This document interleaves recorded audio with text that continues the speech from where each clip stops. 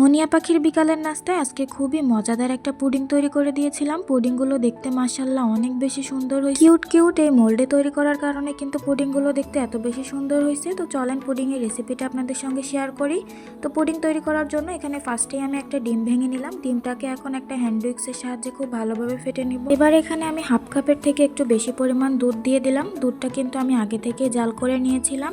তো দুধটা দিয়ে ডিম আর দুধ খুব ভালোভাবে এখন একটু মিক্স করে নেব। তারপরে এখানে 1 থেকে 2 ফোঁটা পরিমাণ ভ্যানিলা এসেন্স দিয়ে দিই। দুধ আর ডিমের মিশ্রণটাকে এক সাইডে রেখে দিলাম। এবার প্যানের মধ্যে হাফ চামচের মতো ঘি দিয়ে পরিমাণ মতো একটু সেমাই দিয়ে দিলাম।